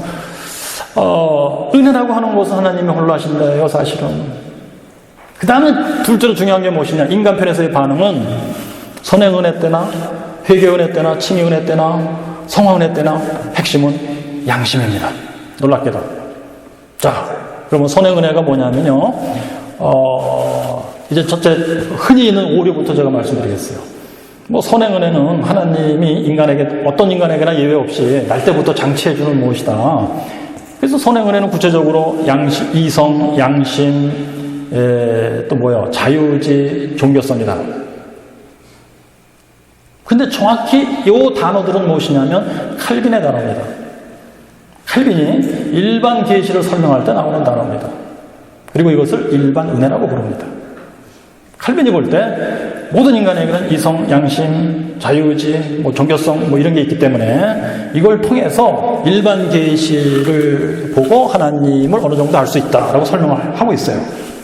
이것은 모든 인간에게 예외 없이 주시는 거기 때문에 또 일반 은혜입니다. 그리고 이것은 구원과 상관없다라고 해버린 겁니다. 왜요? 일반 은혜 갖고는 구원 못 받죠. 특별 은혜를 통해서만 택자들이 구원을 받게 되어 있죠. 칼빈주의에서는요. 근데 웨슬리는 선행 은혜를 설명할 때 오직 양심이라는 단어만 사용합니다. 그리고 다음같이 설명합니다. 선행 은혜가 발생하는 구조. 자, 1. 하나님이, 아버지 하나님이 지금 바로 당사자 이 사람. 여러분, 양심의 현상이라는 것은 어떤 사람이든지 있긴 있는데 항시적으로 있는 게 아니에요. 24시간 항시적으로 양심의 현상이 있어가지고 양심의 가치를 느끼면 못 살아요, 사람이요. 그죠? 맨날 선한 양심만 느끼고 산다면 못 살아요, 사람. 그러니까 모든 인간에게 하나님은 선행 은혜를 가지고 역사를 하시는데 시시때때로예요. 이 사람에게 필요할 때. 예, 간혹 어떠다가 이겁니다. 그럴 때 이제 하나님 하시는 방식이 이거예요. 성부 하나님이 바로 지금 이 사람을 성자 예수에게로 데리고 간다. 왜냐하면 요한복음 6장 때문에 그래요. 즉 예수님 말씀에 아버지가 나한테 이끌지 않으면 누구나 또 나한테 올 수가 없다. 그것 때문에 그래요. 자, 웨슬리의 선행 은혜 텍스트는 요한복음입니다. 요한복음. 자, 그러면 성자 예수님이 이 사람에게 빛을 비춘다. 예, 그것은 요한복음 1장 때문에 그래요. 어둠 가운데 들어오는 로고스, 예수님은 어둠 가운데 비추는 빛이다. 예. 그래서는 빛이라는 것은 무엇을 알게 한다는 뜻이에요. 조명, 예, 뭘 인식하게 하는 건데 사람 힘으로 인식할 수 없는 걸 인식하게 하는 거예요. 인식된 내용은 미가서 6장 8절이에요. 인자야, 하나님이 너희들에게 원하는 게 무엇이냐? 공의를 행하고 인자를 사랑하고, 인자는 자비예요. mercy. 자비를 사랑하고 너희 하나님과 늘 동행하는 것이다. 이것이 하나님이 모든 인생에게 요구하시는 것이다. 이게 사실은 율법의 기반입니다. 이것이 웨슬리가 볼 때.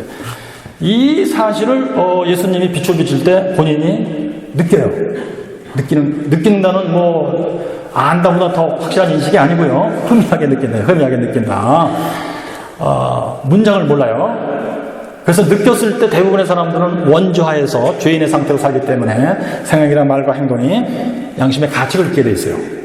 근데 양심의 가책을 안 느끼려고 이게 몸부림쳐 이 사람들이. 그래서 성령 하나님의 역사가 깨름칙하게 느끼게 한다예요. 그래서 이제 깨름칙하게 느끼는데 1초, 2초, 3초. 그리고 곧바로 잊어버린다. 그것을 거부하려고 애를 쓴다. 그리고 나중에 부인까지 한다. 나 그런 적 없어. 너 그때 양심의 가책 느꼈지? 표정 보니까 알고 그랬더니 그런 적 없는데 나? 이게 인간이다. 이게 선의 은혜입니다. 자, 이것은 하나님께서 각 인생을 구원의 길로 인도하시는 작업의 시초다라고 봤어요. 그러니까 예수님가 볼 때 선의 은혜는 모든 사람에게 예외 없이 베풀지만 일반 계시가 아닙니다. 일반 은혜가 아니고. 왜? 일반 계시, 일반 은혜의 개념은 구원과 상관없다예요. 그런데 예수님가 볼 때 선의 은혜는 구원으로 이끄는 하나님의 시초의 작업이에요. 구원을 위한 작업인데 이것만 갖고는 구원받을 수 없다죠. 웨슬리의 선의 은혜 개념은 오히려 어거스틴의 그 일반 계시 설명에서 50% 정도하고 비슷해요. 후반 50%는 좀 다릅니다. 여러분, 이렇게 해서 이제 선의 은혜를 주시는데, 이것은 그 사람이 달라고 간구하기 전에 주시는 거기 때문에, 그래서 선의 은혜예요, 뜻이. 하나님이 앞서 역사하신다. 양심의 가책을 달라고 기도하는 사람 없어요. 하나님이 알아서 막 함부로 역사하시고, 이 선의 은혜는 주실 때는 거부할 수가 없어요. 근데 받고 나서는 거부할 수가 있어요. 그래서 은혜는 가항력적이다. 예, 50% 해당돼요. 자, 그 다음에 이제 이 사람이 그 양심의 가책에 진지하게 반응을 보여야만, 그 다음 단계, 구원의 단계, 회개 은혜에 접촉해서 들어갈 수가 있어요. 회개라는 것은 율법을 배우고, 10계명이에요. 율법을 배우고, 내가 지금까지 이 10계명을 모르고 살았다, 다 어기고 살았다, 내 쪽으로 외쪽으로 어기고 살았다, 기가 막히다, 하나님의 진노 상태에 있구나, 내가 영모를 피할 수가 없다. 내가 예수 믿고 여기서 번짐을 받기를 사모한다. 이게 회개은혜라고 말씀드렸죠. 요 단계로 들어가야 되는데, 이거 하려면은 대개는 교회를 나와야 돼요. 교회 안 나오고 할 수 있는 경우도 물론 있긴 있습니다만 소수예요. 일반적으로 교회를 나와서 성경을 배워야만 됩니다. 특별히 율법을 집중적으로 잘 배워야 돼요. 그런 가운데 율법을 배우고도 양심을 쓰지 않으면은 얼마든지 피해 나갈 수가 있어요. 합리화할 수가 있습니다. 나는 대충 지키고 살았어. 난 죄 안 질었어. 처음 교회 나와서 당신 죄 졌죠. 그럼 나 죄 안 졌습니다. 이렇게. 또는 열심히 가르쳐주면 나는 그 정도는 아니었습니다. 또는 나중에 죄인이라고 인정해도 많은 죄인이라고 인정하지만 죄 짓는 삶이 안 바뀌어요. 전혀. 양심을 쓰지 않기 때문에 그렇죠. 그래서 제가 발견한 게 있어요. 그렇다. 회개 은혜에서도 키워드는, 인간편에서의 키워드는 양심이다. 즉 양심을 예리하게 따르지 않는다면, 진지하게 따르지 않는다면 감리교식으로 예수 믿기는 어렵다예요. 자, 그런 가운데 회개은혜 단계를, 사실 웨슬리 자신의 간증으로는 회개은혜를 거의 10년 넘게 거쳤습니다. 이 사람이 대학교 들어가서 이제 내가 진지하게 신앙생활을 해보겠다. 특별히 25살에 이제 목산수를 받죠. 22살에 신학을 공부하기 시작했을 때, 이때부터 진지하게 나는 종교인으로 살겠다. 그때부터 회개은혜 단계라고 생각해요. 그러니까 회심할 때까지 거의 10수년이죠? 20에서 35 빼면 35, 13년, 10년 넘도록 회개은혜 단계에 있었다고 보는 거예요. 회개은혜 단계는 대충은 상당히 깁니다. 시간이. 자, 그런 다음에 하나님이 기뻐하시는 그때에 이 사람에게 칭의 은혜를 주십니다. 칭의 은혜는 아까 자세히 말씀드렸어요. 하나님이 믿음을 주시는 순간을 본인이 자각하고 칭의를 받을 때 성령 하나님이 즉시로 와서 증언해 주시고, 하나님이 진짜 나를 사랑하는 데를 예리하게 느끼며 내가 하나님을 인생에서 처음으로 사랑할 수 있게 되었으며, 그것이 사실은 중생이에요. 하나님을 사랑하는 사람으로 변화된 거예요. 이게 중생이에요. 그래서 죄를 이기는 사람이 되었다. 하나님으로부터 난 자는 죄를 짓지 않는다. 웨슬리 회심 간증의 이제 세 번째 마지막 문장, 그가 나를 죄와 사망의 율법에서 건지셨다는 확신이 나한테 주어졌다. 이게 중생했다는 표현입니다. 자, 이렇게 되는 것이 칭의 은혜인데요. 이때에도 이 칭의 은혜를 아주 예리하게 감지하는 것이 반드시 있어야 된다. 예리하게 감지하는 것이 바로 성령의 증언을 받은 사람의 현상이에요. 풍랑경랑이 잠들었다. 기분 좋은 꼴과 있다. 양심의 예리한 이 인식 기능이 죽어 있으면 절대로 못 느낍니다. 오늘날 한국 사회 어떤 개신교도, 특별히 마찬가지 개신교도, 감리교도 웨슬리의 이 성령의 증언 교리를 다 잊어버리고 실제로 적용이 전혀 안 되는 상황은 왜 그러느냐? 양심이 죽었기 때문에 그래요. 양심이 죽어서 그렇습니다. 그리고는 다 동사무소, 전입신고, 확정일자 받기 식으로 다 변모된 것입니다. 행정적으로 바뀌었어요. 예수영역 기도, 세례주고 이렇게 하고 당신은 믿었습니다. 구원받았습니다. 오케이, 할렐루야. 그리고 본인들에게는 아무런 증상이 없는 거예요. 당연히 변화도 안 됩니다. 그런 다음에 이 사람들을 키워내려고 무지하게 애를 씁니다. 무지하게 애를 쓰는 가운데 지극히 강조하는 게 무엇이냐? 칼빈주의식의 강조인데요. 놀랍게도 칼빈주의는 일단 택자들로 보는 거예요. 그렇다면 때가 됐으면 하나님 믿음 주신 거예요. 본인이 못 느껴도 믿음 주신 거예요. 구원 받은 거예요. 하나님의 생명록에 기록된 거예요. 예, 동사무소 전입신고 된 겁니다. 확정일자 받고 의심할 필요 없어요.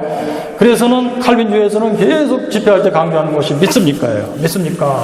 구원의 확신이 있습니까? 예, 믿습니다.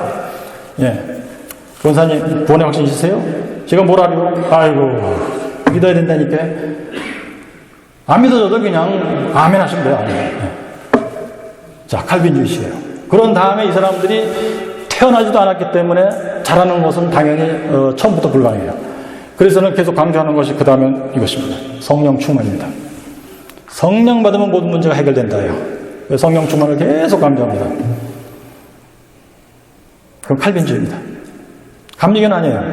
감리교는 일단 성령의 증언이 확실히 임해야 돼요. 본인이 그걸 감지해야 돼요. 그래야 하나님을 사랑하는 사람으로 변화된 것을 본인이 감지하는 거예요.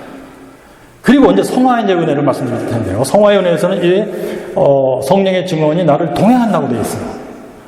항시 동행하면서 하시는 말씀은 문장 하나로 표현하면 너는 하나님의 자녀야. 로마서 8장 16절이에요. 그러면 나의 영이 그것을 또한 받아서 내가 실제로 내적으로 외적으로 과연 하나님 자녀의 내용을 갖고 있는가? 하나님 자녀의 내용은 성경에 기록되어 있어요. 뭐 대표적인 것이 성령의 9가지 열매예요. 사랑이 있으며 온유하며 자비하며 겸손하며 양보하며 선하며 이런 것들이 들어있는 거예요. 그게 하나님 자녀들의 특징이에요. 내가 그것이 있는가는 본인 자신이 직관적으로 알아요. 괄호 열고 양심입니다. 이것을 뭐 나는 없는데 겉으로 거짓말을 해도 소용없는 것이고 내가 긴가민가 있는 건가 없는 건가 모르겠다 한다면 없는 것이에요. 사실은 이게 있다면 본인이 누가 나한테 따귀를 때렸는데 이게 지금 뭐지? 이게 뭐 잠깐 바람 불었나? 이럴 수가 없는 거예요. 따귀를 때렸다면 따귀 때린 거예요. 맞아요. 이 사람이 날 따귀 때렸구나. 확실히 아는 거예요. 그것처럼 내 안에 하나님의 자녀의 특징 성경에 있다면 확실히 알 수 있는 거예요. 그렇다면은 이런 사람은 하나님 자녀라고 되어 있으니까 옳거니 그러므로 나는 하나님의 자녀다 라고 스스로 확신할 수 있는 거예요. 그게 나 자신의 영의 증언이에요. 성령이 그것을 증언해 주시고 나 자신의 영역을 증언하면 성화의 은혜를 잘 받고 있는 거예요. 성화의 과정을 잘 가고 있는 거예요. 이 잘 가고 있을 때의 진행 과정은 뭐냐면 내 속에 들어와 있는 뭐 온유랄지 겸손, 양보, 또 친절 이런 것의 분량을 크게 만드는 겁니다. 그리고 더 순수하게 만드는 거예요. 예, 그게 성화의 과정이에요, 사실. 목표는 entire love, 오직 하나님을 사랑, 이웃을 사랑으로만 채워지는 거예요. 이 사랑과 어울리지 않는 기질들은 다 사라지는 거예요. 그리스도의 완전 상태예요. 자, 그런데요, 성화의 과정을 성공적으로 가기보다는 되게 실패하죠. 실패하는 이유는 다음과 같습니다. 성령의 증언을 상실하기 때문에 그 이유는 웨슬리와 죄를 지기 때문이다. 이렇게 되어 있어요. 그래서 첫째, 내가 죄인 줄 알면서 의도적으로 죄를 짓는 것에 의해서, 특별히 외적인 죄예요. 의도적으로 외적인 죄를 짓는 것에 의해서 성령의 증언은 사라진다. 왜 그건 성경에 의하면 하나님 자녀라는 속성이 안 맞아요. 근데 성령님께서 너는 하나님의 자녀라고 증언을 안 해주시죠. 이게 웨슬리적 사고방식?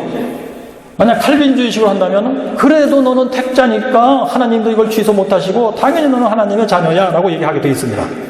이중예정설의 논리죠. 웨슬리는 그게 아니에요. 네 자신이라고 하나님이 한다요. 네가 의도적으로 죄를 짓는다면 성령님은 당연히 떠나신다는 거예요. 성령의 증언은 너를 떠난다. 그 다음에 둘째, 생략의 죄라고 그러죠. The sin of omission. 오미션은 뭐냐면 대개 은혜의 수단을 사용하게 돼 있어요. 우리는 의문돼요, 그게. 은혜의 수단은 예를 들면 뭐 하나님을 향해서 하는 행동들은 예배, 성경 읽기, 하나님 말씀을 듣게 해요. 설교도 여기 들어가요. 설교를 들으라, 성경을 읽어라, 묵상하라. 그 다음에 기도하기, 또 성만찬 받기, 또 때로 따라 금식하기. 이건 하나님을 향해서 드리는 일종의 선행의 은혜 행동들이에요. 그 다음에 이웃을 향해서 하는 게 있는데, 이웃의 영혼을 위해서 하는 것은 전도하게 되게. 복음을 가르쳐라. 복음을 배웠는데 따라오지 못하면 책망하라. 죄를 지면 책망하라. 복음을 따라오긴 하는데 힘들어하면 격려하라. 이거든. 그 다음에 이웃의 몸을 위해서 해주는 것이 있는데, 그건 되게 구제입니다. 예. 먹을 걸 주고, 입을 걸 주고, 병들면 간호해주고, 이렇게 하라. 이게 은혜의 수단들이에요. 은혜의 수단은 하나님의 명령이기 때문에 모든 인간에게 지어진 의무입니다. 예수 믿는 사람만 해당되는 게 아니고요. 사실 예수 믿는 사람들만 하죠. 그리고 여기 하나님이 이걸 행하면 내가 기뻐할 때 은혜를 주마라고 약속해 주신 거예요. 하나님의 명령과 약속이 들어있는 것이죠. 자, 이것이 이제 은혜의 수단 우리가 해야 될 것인데, 이걸 해야 될 줄 알면서도 안 하고 지나간다? 이것이 생략의 죄예요. 생략의 죄를 거듭해서 지으면 성령의 증거가 떠나가신다. 이렇게 되어 있습니다. 즉 성령을 슬프시게 하게 해드리는 일들이 일어나면 성령의 증언은 떠나가신다. 자, 그러면 내 자신의 영의 증언도 소멸되게 되겠죠. 성령이 너도 하나님 자녀가 아니야 라는데 나 혼자 나는 하나님 자녀야 그래도 라고 할 수가 없겠죠. 그게 웨슬리 논리예요. 근데 칼빈주의에서는 그게 아닙니다. 나는 택자야, 죽어도 택자야, 죄를 져도 나는 영생이야, 그러고 있죠. 원래 칼빈은 그 얘기한 게 아닙니다. 칼빈주의에 와서 그렇게 된 거죠. 자, 그러면 여러분, 이 성령의 증언이 떠나면 끝장난 거냐? 그게 아니고 회복할 수가 있습니다. 회복한다는 건 어떻게 하는 것이냐? 이치는 이렇게 되겠죠? 믿음에서 사랑 나온다 했으니, 내가 하나님이 날 사랑한다는 걸 진정 깨닫고, 그것이 믿음이에요, 사실. 그러면은 하나님을 사랑하게 돼요. 예. 그것이 영혼의 기질이 다시 거룩해지는 거예요. 예. 그러면 성령님이 당연히 너는 하나님의 자녀라고 증언하시겠죠. 성령의 증언의 회복입니다. 근데 이 믿음은 하나님이 주시는 거기 때문에 우리가 괘씸죄에 걸려있으면 안 되겠죠. 괘씸죄에 안 걸리려면 은혜의 수단을 죽으라고 사용해야 된단 말이에요. 예. 은혜의 수단을 철저히, 예. 그 다음에 끊임없이 항시적으로 사용하라. 너의 전심을 다 들여서 전력을 다해서 사용하라. 이렇게 돼 있단 말이에요. 은혜의 수단을. 그렇게 하면서 하나님이 나에게 믿음을 회복해 주세요. 하겠죠? 믿음을 회복해 주세요. 다른 말로 가로 열고 하나님이 나를 사랑하신다는 걸 진짜 깨닫게 해주세요. 네. 하나님이 기뻐하실 때 믿음을 주시면 진짜 깨닫고 하나님을 사랑하게 되고, 이게 회복입니다. 자, 이렇게 해서 회복되면은 이제 죄를 졌던 사람도 영생에 갈 수 있느냐? 당연히 갑니다. 왜 그런 거 아니? 웨슬리가 말하는 구원의 이치는 간단히 이거예요. 믿는 자는 구원을 받을 것이고 믿지 않는 자는 영원히 멸망할 것이다. 영벌. 이 두 가지입니다, 그냥. 그러므로 만약 이 사람이 죽기 전에 죽는 순간이라도 하나님이 인정하는 믿음의 상태라면 당연히 영생으로 가겠죠. 네. 감리교는 어느 때라도 네가 믿음을 상실했으면 어느 때라도 믿음을 회복하라라고 외치게 되는 겁니다. 그러나 칼빈주의에서는 두 가지겠죠. 너는 택자야. 그래 놓고 죄를 짓고 살아도 걱정할 거 없어. 하나님도 취소 못해가. 그렇게 하든지, 아니면 죄를 짓고 계속 돌이키지 않는다면 너는 불택자였던 것 같다. 너는 불택자요? 속편하게 포기하겠죠. 감리교는 끝까지 매달려 있는 겁니다. 죽음의 순간에까지라도 너는 믿음을 회복하고 죽어야 돼. 재미없으신가 봐요. 네. 네. 마음에 안 드는 내용인 것 같아요. 중생했어도 지옥에 갈 수 있습니까? 그렇습니다. 웨슬리의 주장입니다. 네. 이유는 지금 말씀드린 것 때문에 그렇습니다. 자, 여러분. 그러면 이제 시간이 거의 다 돼서 이제 외적 행동에 대해서 말씀을 드려야 되는데요. 제가 이제 그 텍스트에서는 뭐 나름대로 좀 자세히 말씀드렸습니다만, 핵심만 간단히 말씀드린 그거예요. 자, 우선 말이죠. 많이들 오해하시는 부분만 제가 읽어드리겠어요. 여러분이 가지신 그 텍스트에서 저기 끝에 가세요. 어디냐면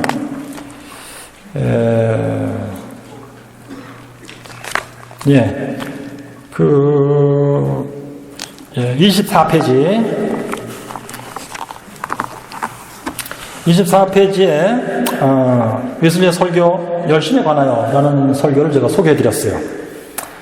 예, 거기 참으로 우리 개념, 일상적인 개념하고는 잘 안 맞는 개념이 나와요. 자, 그리스도인의 열심을 가질 항목을 우선순위를 따져가면서 얘기했어요. 맨 앞에 나오는 것이 맨 뒤에 나오는 것이 제일 열심을 드려야 될 항목이에요. 1. 교회를 위해 열심을 내야 한다. 2. 그러나 그보다는 그리스도가 정하신 은혜의 수단, 좀 아까 말씀드린 그거예요. 그것에 더욱 열심을 내라. 3. 그러나 그보다는 자비의 행위에 훨씬 더 많이 열심을 내라. 자비의 행위는 이웃에게 선행을 해주는 거예요. 4. 그러나 그보다는 우리 자신의 영혼과 우리가 교제하는 모든 사람들 속에, 영혼 속에, 너나 나나 영혼 속에 거룩한 기질이 생기도록 열심을 내라. 예컨대 겸손, 온유, 친절, 오래 참음, 감사, 범사 감사, 하나님 뜻에 굴박하기. 영혼의 기질이에요. 영혼의 분위기입니다. 행동 아닙니다, 이거. 예, 그것을 얻기 위해서 열심을 내라. 예. 5. 그러나 무엇보다도 계명의 목적이요 율법의 완성인 사랑 그 자체를 위해서 최고의 열심을 내라. 예. 이겁니다. 이 사랑은 행동이 아닙니다, 여러분. 영혼의 기질 상태입니다. 이것은 어떻게 생기느냐? 아까 말씀드린 대로 믿음에서, 오직 믿음에서 사랑이 나온다. 그 믿음은 어떻게 해서 얻느냐? 하나님만이 주실 수 있는 것. 그래서 이것은 우리가 괘씸죄를 피해가면서 힘써 감당하는 수밖에 없어요. 하나님 믿음을 주시는 순간은 무엇이냐? 하나님의 사랑을 진정으로 깨닫고 내 속에 모든 풍랑경란이 잠들고 기분 좋은 고요가 있는 현상이에요. 예, 그렇게 된다면 내 영혼에 여타의 다른 기질들이 생기겠죠. 겸손해지며 친절해지며 내 영혼이 따뜻해지며. 그렇게 된다면 당연히 이웃에게 선행을 하는 일들을 하겠죠. 그렇게 되면 당연히 거기 뭐예요? 은혜의 수단에 더욱 힘을 내겠죠. 그렇게 되면 당연히 1번 교회를 위해서 열심을 내게 되겠죠. 웨슬리가 말한 순서는 이것입니다. 근데 오늘날 우리는 반대로 하고 있어요. 교회에 열심을 내세요. 그러면 하나님 은혜를 주시고 좋아집니다. 의로워지고 거룩해집니다. 이것이 카톨릭의 주장입니다. 자, 그러므로 여러분 이제 이렇게 해서 우리 안에 사랑이 생기면 그 사랑에서부터 나오는 외적인 행동이 선행인데 주의할 점, 이 사랑과 외적인 행동을 잇는 가운데 연결고리가 있어요. 그것이 의도의 순수성입니다. Pure intention. 의도의 순수성 뜻은 오직 하나님의 영광을 위해서 오직 하나님이 기뻐하시도록 하는 것이 오직 유일한 목적이에요. 그 목적만 가지고 이웃에게 선을 베풀어야 돼요. 그것이 선행이에요. 자, 그러니까 내 속에 사랑이 있다고 쳐시더라도 아차는 순간에 격길로 빠질 수가 있어요. 아차는 순간에 나한테 뭐가 좋으라고. 그래서 이 사람들에게 내가 선을 베풀었을 때 이들이 나한테 표를 하나 더 줄 수 있어. 이 사람이 나를 착하다고 보겠지. 내 과거의 죄를 이렇게 해서 내가 참 용서받을 수 있으리라. 하면 다 퓨어 인텐션이 아닙니다. 자, 그런데요, 이렇게 해서 이제 하려면은 사랑에서 그리고 순수한 의도에서 나와야 선행이니까 이건 진짜 칭의 은혜를 받은 후에 나가는 일이에요. 그 앞에 회개 은혜를 받으면서도 선행을 할 수 있는데, 그렇죠? 은혜 수단 사용할 수 있으며 이웃에게 좋은 일 해줄 수 있어요. 근데 그것은 아직 선행이 아닙니다. 그것은 전문용어로 회개의 열매라고 불러요. 내 영혼에서 회개 은혜를 받은 회개하는 거예요. 회개하기 때문에 지금 내 행동으로 선한 행동들이, 속이 선한 행동이 나가는데 회개의 결과로서 나가는 거예요. 선행이 아니고 회개의 열매, 이렇게 부르죠. 자, 그 다음에 이제 내가 칭의 은혜를 받고 사랑과 순수한 의도를 가지고 선행을 할지라도 이제 제가 마지막 한 말씀을 드리고 끝내겠습니다. 어떤 사람이 웨슬리한테 질문했어요. 그리스도의 완전에 대해서. 웨슬리요, 그리스도의 완전에 들어가면 그 속에 엔타이어 러브, 사랑이 얼마나 충만합니까? 사랑이 얼마나 꽉 차 있죠? 그럼 이 사람은 선행을 많이 하겠군요. 그랬어요. 이 사람은 선행을 당연히 많이 하겠군요. 그랬더니 웨슬리가 perhaps not. 아마 아닐 것이다. 놀라운 대답이에요. perhaps not. 그리고 두 번째 대답, not so much. 선행을 하더라도 그렇게 많이 못할 것이다. 왜 그랬을까요? 그것은 1700년대 우리나라 조선에도 웨슬리와 같은 시대에 웨슬리랑 비슷한 정신을 가진 인물이 하나 있었는데 정약용입니다. 정약용의 목민심서 정신과 비슷해요. 즉 그리스도의 완전히 들어가서 그 영혼이 사랑으로 충만할지라도 그들의 삶의 형편이 선행을 하고 살기에는 너무도 각박하고 힘들다. 이웃에게 선행을 베풀 시간도 없을 것이고 물질도 없을 것이다. Perhaps not다. 설사 그들이 선행을 베풀더라도 그렇게 많이 못할 것이다. 그러나 과부의 두 렙돈의 기사가 있지 않느냐? 과부가 드린 두 렙돈은 사실은 헌금을 드린 사람들 가운데 제일 작은 액수예요. 예수님이 보시고 저거야말로 참으로 제일 큰 헌금이다 했으니 하나님의 계산 방법이 다르다. 그 사람 속에 들어있는 은혜의 양 곱하기 그가 행한 선행의 분량이다. 그래서 예수님은 여타의 사도들보다도 일찍 이 땅을 떠나셨는데 선행의 분량은 예수님이 훨씬 적어 사도들보다도. 그러나 하나님이 보실 때 예수님의 인간으로서 예수님의 선행을 따라갈 자가 없느니라. 네. 여기까지 하겠습니다. 네, 감사합니다.